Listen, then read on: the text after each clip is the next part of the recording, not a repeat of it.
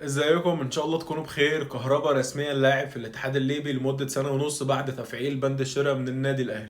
طبعا بعيدا عن الهزار والضحك والتحفيل وان كهربا اخر موسم ونص ليه مع النادي الاهلي ما كانش موفق خالص، وكانت حالته البدنيه وحشه جدا، حالته الفنيه اوحش، وكان كل قراراته غلط. وطبعا الماتش الاسوأ اللي عمري ما هنساه ليه لكهربا، اللي خلاني حرفيا مكتئب لشهور، ماتش طبعا باتشوكا. اداؤه في الماتش كان سيء جدا، ضربة الجزاء شاطها وحش جدا جدا جدا.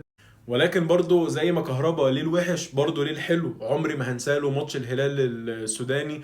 الماتش ده فعلا تألق فيه، كان حلو جدا وجاب الجون اللي خد احسن جون في دوري ابطال افريقيا الموسم 2023. وبرضه مش ناسي ان كهربا معاه حوالي 70 مساهمه تهديفيه، جايب متهيألي 48 جون و22 اسيست مع النادي الاهلي.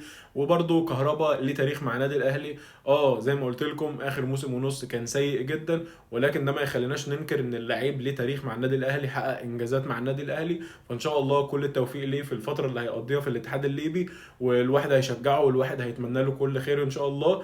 ولكن الرحله انتهت طبعا مع النادي الاهلي. طبعا النادي الاهلي جاب جراديشار وفي وسام ابو علي، فالموضوع مع كهربا الصراحه كان الامل 0% انه يرجع النادي الاهلي تاني. عندك اتنين مهاجمين ما شاء الله عليهم، الاتنين اجمد من بعض. وطبعا زي ما انتم عارفين كهربا الحاله كانت وحشه معاه جدا، فده انسب حل الصراحه. كهربا في الاتحاد الليبي لمده موسم ونص.